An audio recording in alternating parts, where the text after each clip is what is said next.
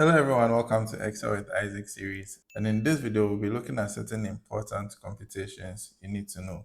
Now, these are performance computations you need to understand and know how to compute.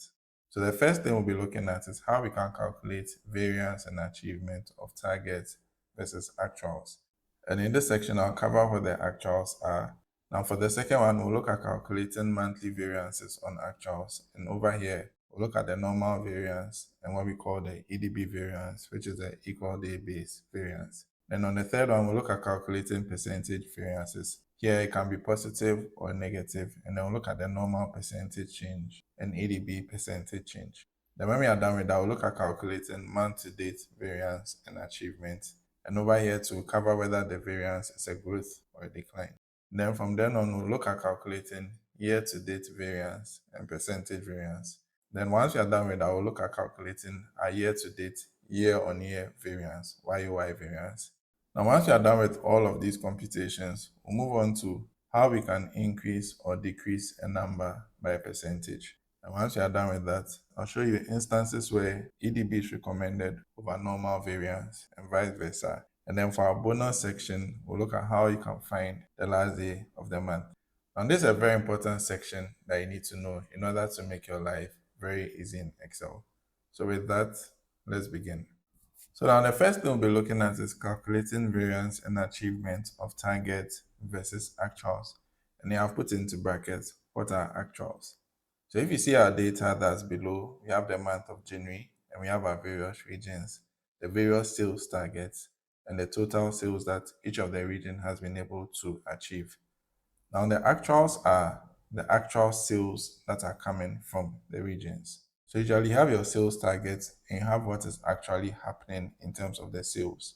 Now the actual sales that are happening are what we refer to as actuals. So in this case, your actual sales are what you are actually doing. So if you take Greater Accra region, they have a target of 12 million, but in terms of how much sales they are bringing in, they've brought in about 11.5 million, which is their actual sales. Now, if you want to know what the variance between the total sales and the target is, all we do is we come into the variance column, and for Greater Accra, the variance between the sales and the target is equal to the sales amount minus the target, and we hit enter. So Greater Accra is off their target by 550,000. And now let's apply this to the other regions below and realize that for the other regions too, we see their variances. Now you can see that for some regions, they are above their target, and for some regions too, they are below their target. And this is simply how we calculate variances versus targets.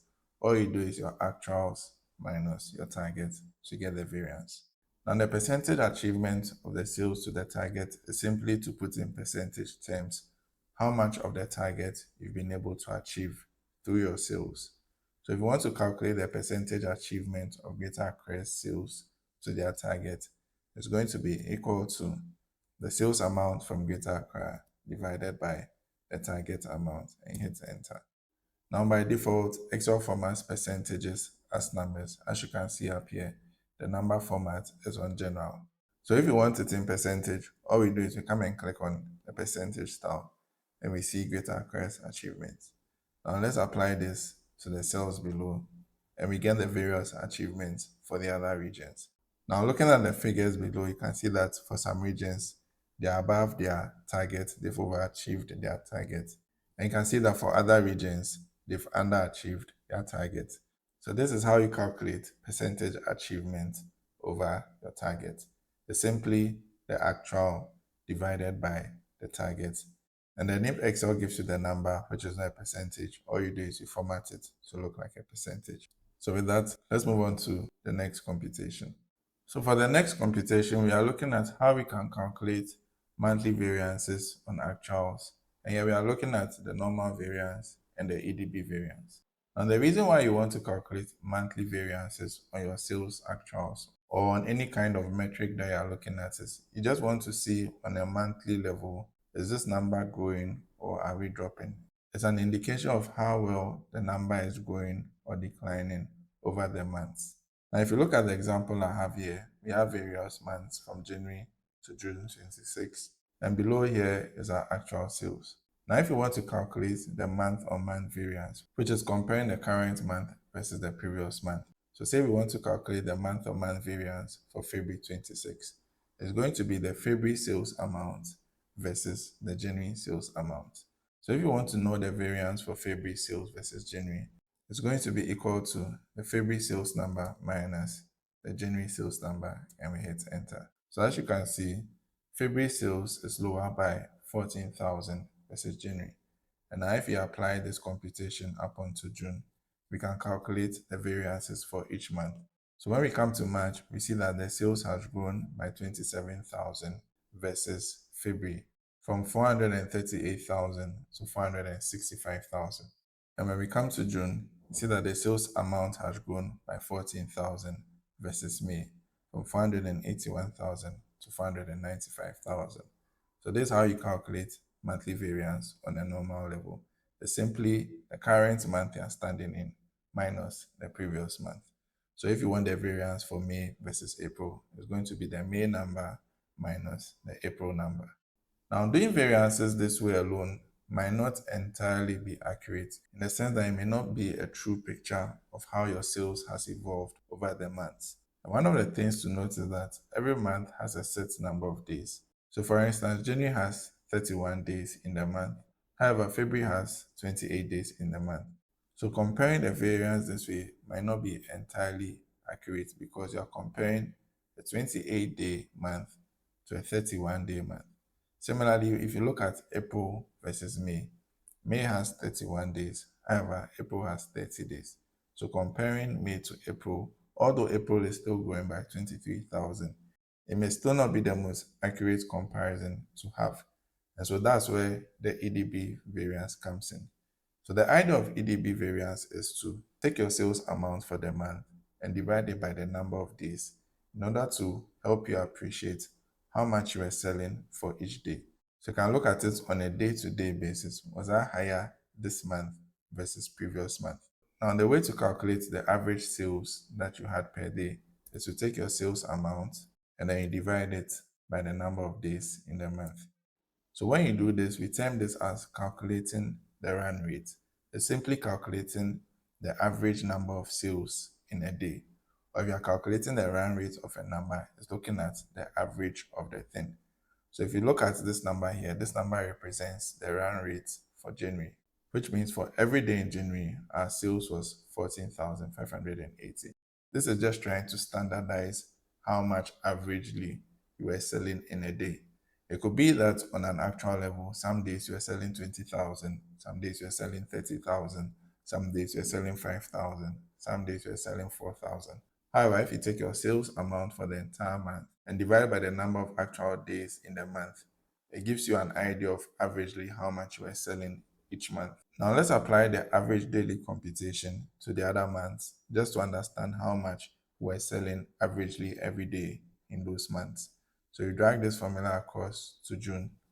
And right off the bat, you can see that on a daily level, February sales is higher than January sales. And this is what the benefit of EDB comparison does. It gives you a fair comparison between the months, because it does not just look at the total amount that came in the month, it also considers the number of days that each month had. So now we have our run rates for the various months. We see that January run rate was 14.6, February is 15.6, which is higher than January, and then June is 16.5. So meaning on a daily level, this is how much averagely we're selling within each of the months. Now that we have the run rate, we can be able to compute what the variance is on the run rate. So if we want to understand on a daily level what the variance of sales between February and January now is going to be equal to the February run rate minus the January run rate, and we get 1,062, which means that for every day in February, if you compare run rates versus January, we're selling 1,062 more than we were selling in January. And if you apply this formula across, we get the variance for each of the months. So now let's apply this across. And as you can see, now we have the variances for the other months. So now we have on a daily level how much the current month was selling versus the previous month. If we come to February, February was selling 1,062 more daily versus January. If we come to March, March was selling 642 less daily versus February. April was selling 266 more daily versus March. May was selling 249 more versus April. And then June was selling 983 more versus May. Now, these are on a daily basis, how much more or less the current month was doing better than the previous month. So now if you want to compute the total variance on a monthly basis, we now have by how much on a daily level each of the months was higher or lower versus the previous month. So now let's compute what the total variance will be for February now. So if on a daily level, February was selling 162 higher than January. Now, in order to find the total variance for the month of February on an equal day basis level, it's going to be 1,062 daily number times the number of days in February. And now we get 29.7 thousand. So it means the actual variance in terms of equal day basis, February was higher than January by 29.7 thousand. And if you want to look at it on a daily level, February was higher than January by 1,062. Initially, when we calculated the normal variance, we did it without taking into account the days difference between January and February. And as you can see, because January had more days than February, when you calculate the variance this way, you might not be painting an accurate picture of what happened within the month of February versus January. And so in order to paint that accurate picture, you need to look at the variance on an equal day basis level. So now let's apply this variance from February onto the other month. So we drag from February to June. And now we have the equal day basis variance for each of the months. So for instance, if we come to May, on our normal variance, we are saying that May was higher than April by 23,000, not taking into account the days difference between April and May. Now, if you come to your EDB variance, realize that May was only higher by 7,733, and similar to June as well. So this is how you can calculate for EDB variance. Under the normal variance, you don't take into account the number of days. However, on an EDB variance or an equal day basis variance, you take into account the number of days. So with that, let's move on to the next item. So in a previous example, we looked at the normal variance and the EDB variance. In this section, we are going to look at the normal variance on a percentage level and then the EDB variance on a percentage level. Now, if you want to calculate the normal variance, which is comparing the February number versus January number, February is our current month in this situation and January is our previous month. And the way to compare your percentage growth or decline of the current month versus the previous month is equal to the current month divided by the previous month minus 1, and then hit enter. Now, as you can see, the formatting is not done right, so let's format it to percentages. So now let's increase the decimal places so that we can have more precision. So now we can see that February was lower by 3.1% versus January. And now when we apply this up onto June, we can see the percentage variances for each of the months. So the number here represents March having a 6.2 growth versus the February number. And the number here represents the decline in sales in April versus March by 1.5%. The number here also represents the growth in May versus April by 5%, and the number here shows the growth in June versus May by 2.9%. So this is how we calculate the percentage variance between two numbers. It's the current number divided by the previous number minus 1. So in our case, because we are trying to find the monthly growth or decline, it's going to be the percentage change along the months. So in February, it's going to be February versus January. In March, it's going to be March versus February. And in June, it is June versus May. However, the idea of calculating the percentage variance is the current divided by the previous minus 1, as you can see up here. So we are done with the standard way of calculating the percentage variance.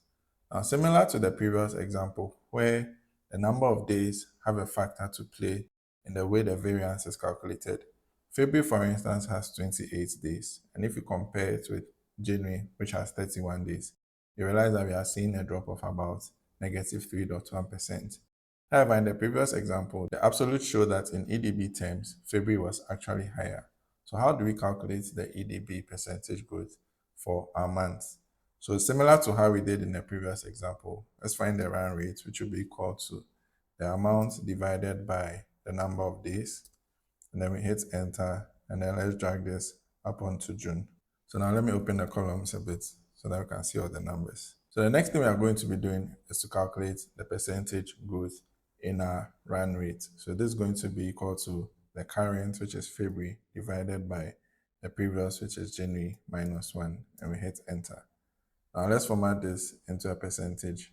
And now we can see that on an equal day basis level, February is actually growing over January by 7%. However, if you calculate the variance using the normal way, you can see that February is lower than January. But on an EDB basis, February actually performed better than January. And this is very key when you're looking at numbers, because communicating that February had a lower sales has its impact, and communicating that February actually has a growth also has certain implications. And so using the EDB way, you can see that February actually did better in terms of your daily sales that were coming through in February versus January, and actually had a better performance versus January. So now let's apply our month-on-month growth up onto June so that we can get the EDB monthly position for the various months. And then let's make the percentage one decimal place so that we can have more precision. So as you can see, this is how you can calculate your month-on-month growth on an EDB basis. So I put the wrong label here. Let me label this as percentage month-on-month. Enter. And now let me delete this. So with that, let's move on to the next section. So now for the next computation, we want to be able to calculate the month-to-date variance and achievement on target, and then the percentage month-to-date variance. Now looking at the data we have here, we have data for 2 months, which is March and April. And then we have the full month target of 725,000 for March and 695,000 for April.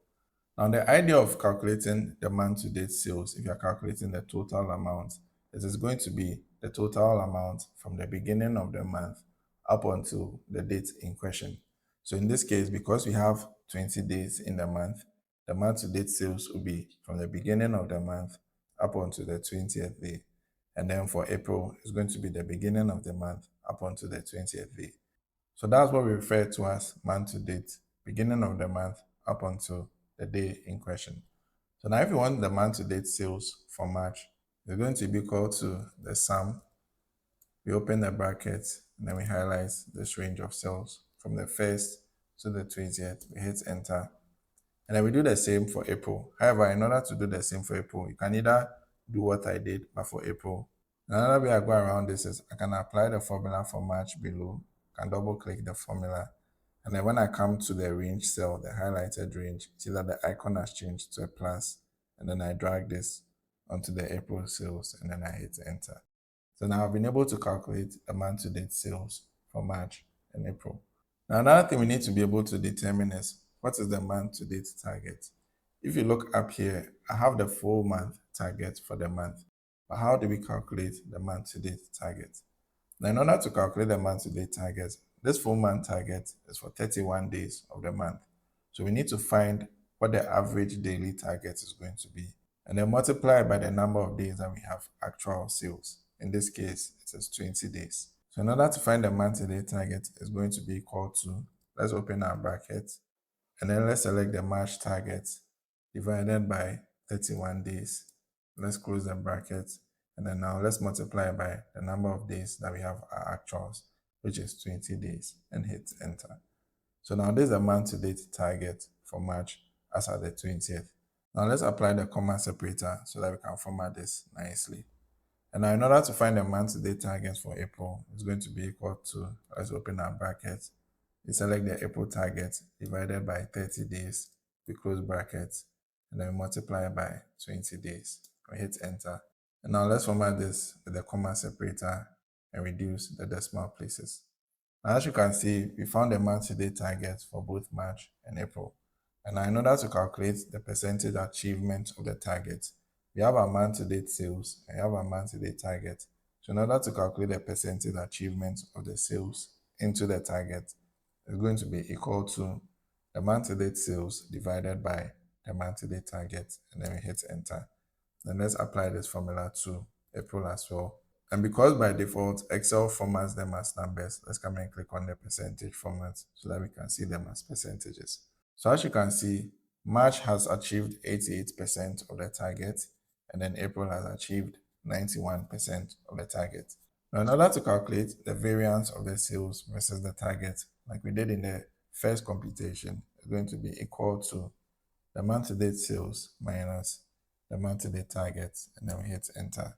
Now, if you look at the variance versus the target, we are below by 56 or 8, and if I drag this down to April, we're also below by 40.5. So now if you want to find how far off we are versus the target, we already have the achievement, so we can subtract the 88 from the 100. And another way you can do this is to leverage on the formula we used in the previous computation, which was your current over your previous minus 1. So you can either do 100% minus the 88%, or you can do equal to the sales amount divided by the target minus 1. And that gives us 12%. And now if you apply it downwards, you realize that we are off in April by 9%. Now, in order to find the month-to-date variance between April and March, similar to the previous example, where we were able to find the monthly variance being the current over previous minus 1. In the case of month-to-date, we do not require an equal day basis because we have the same number of days within the month. So in this case, the month-to-date variance between April and March is equal to the April number minus the March number, and we hit enter, and that's 11.9K.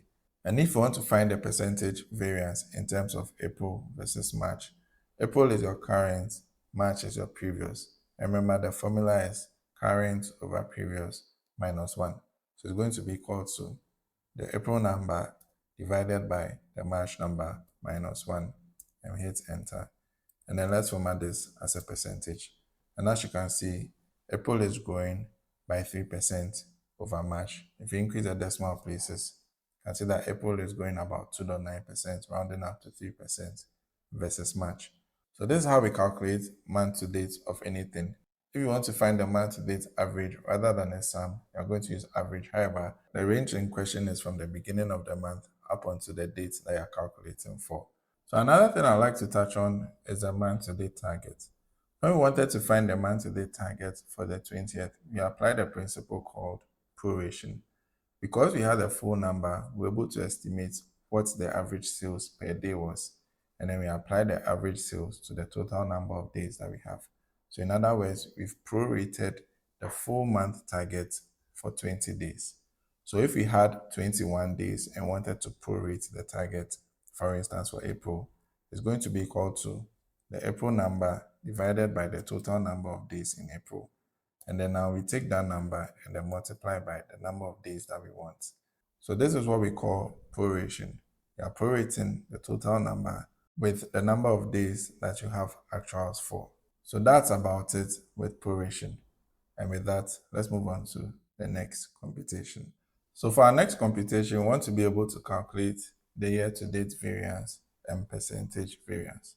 So up here, we have our sales amounts for the various months in 2024. And down here, we have our sales amounts for the various months in 2025.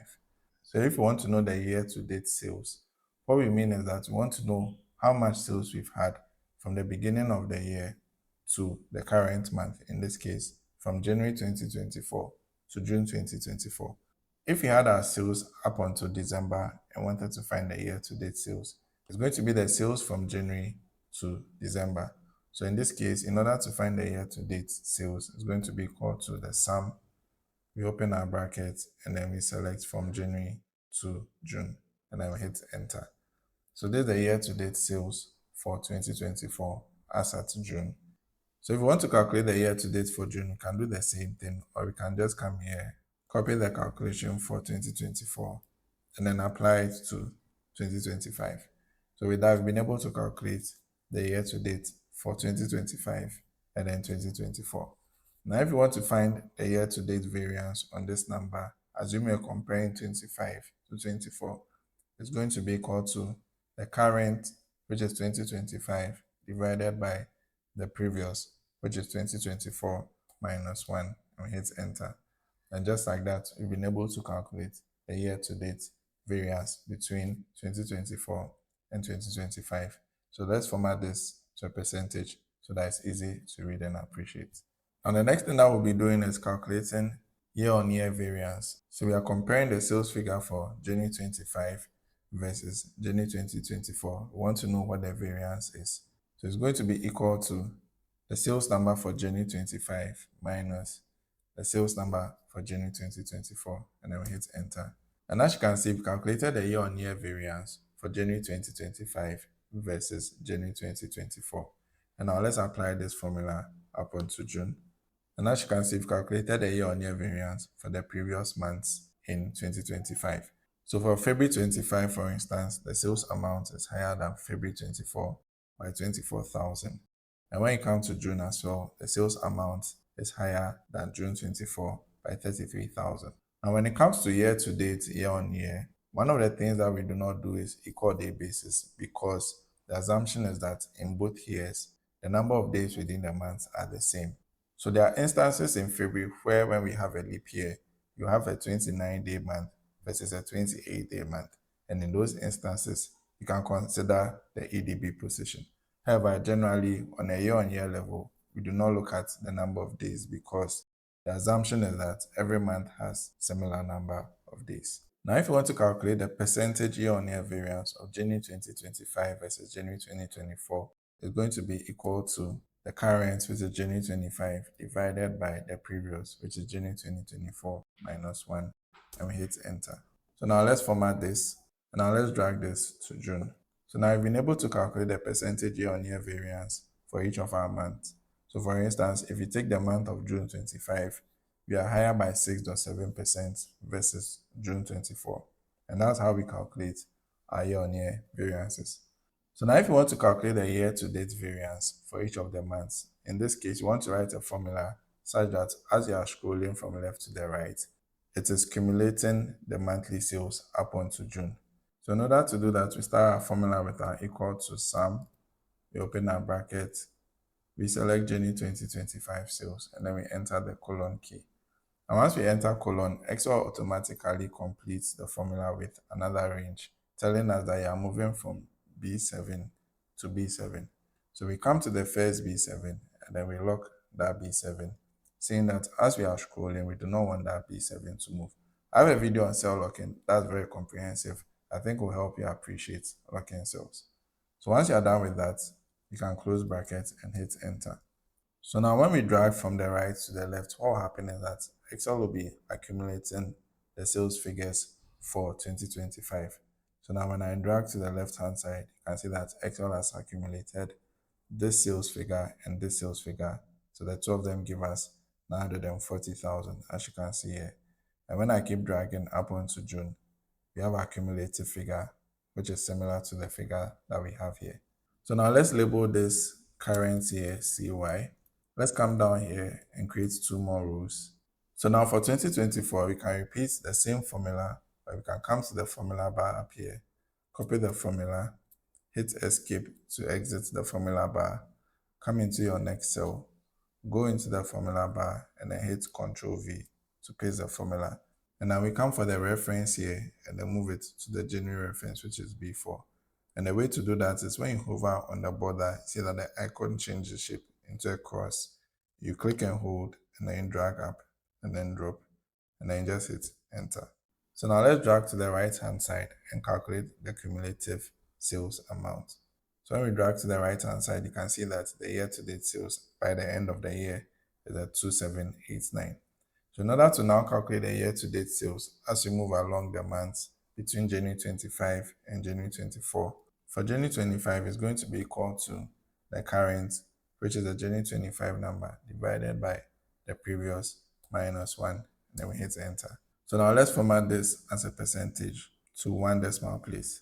So as of January 2025, our year-to-date sales was at 5.8% versus previous year.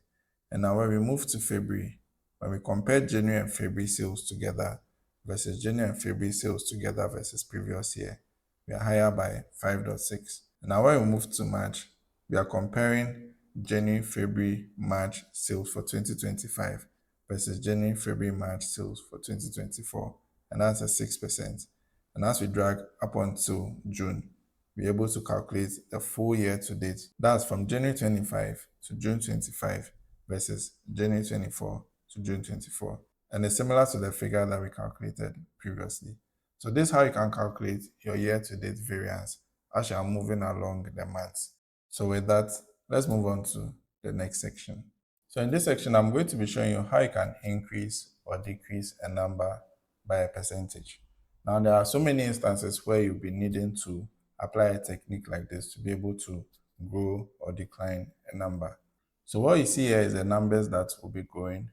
What we have here is a percentage by which we'll be growing the number.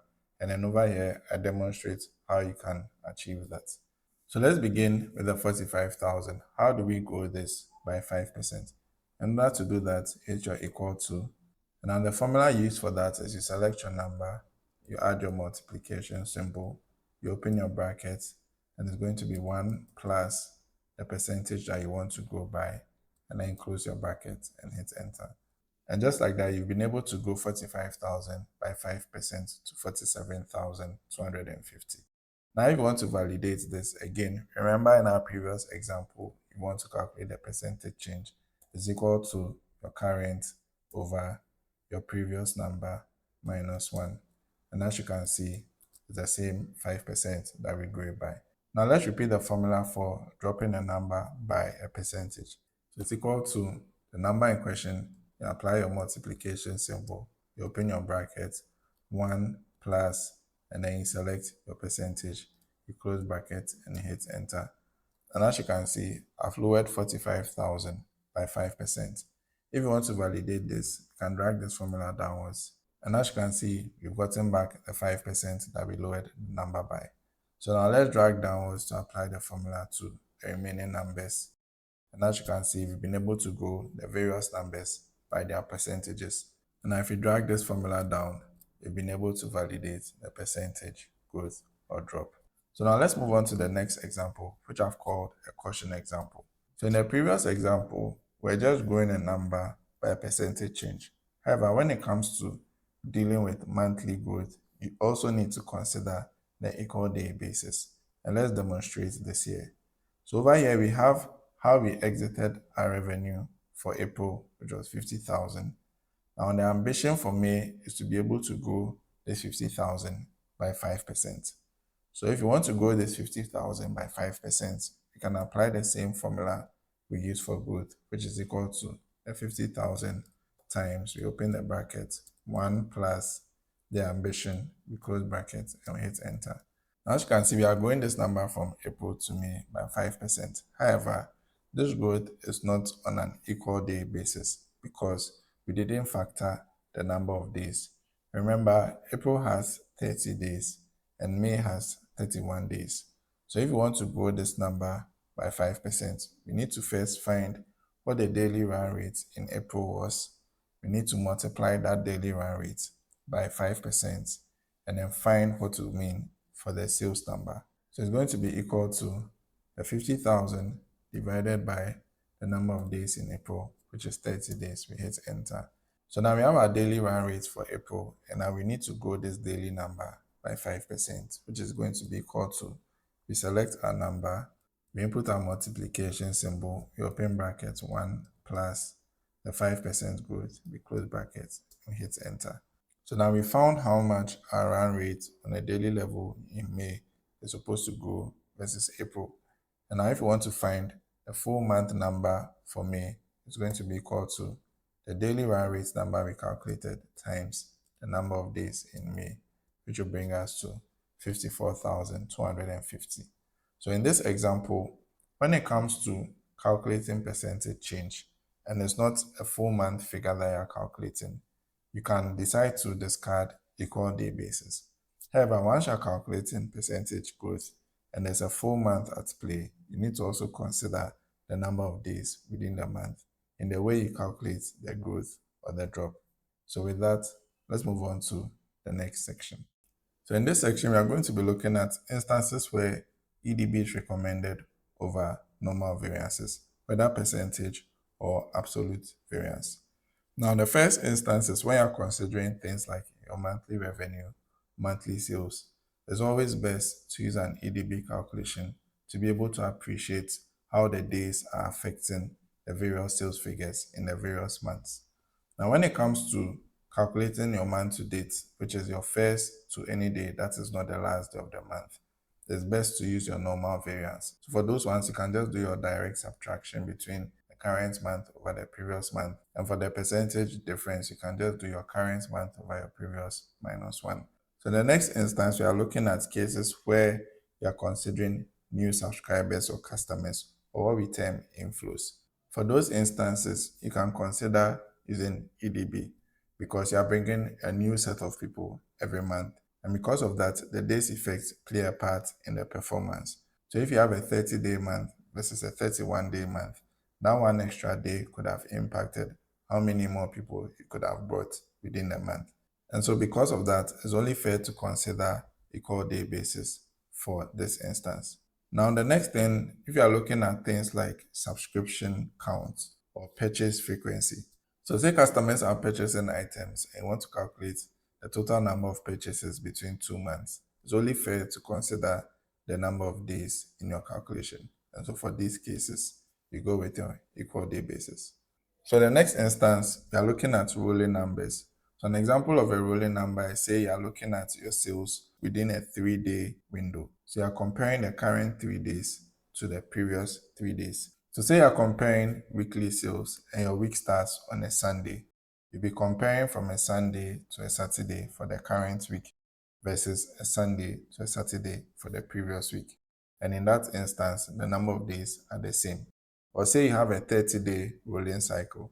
So you're comparing the current 30 days versus the previous 30 days. It's best to use normal because the number of days are still the same.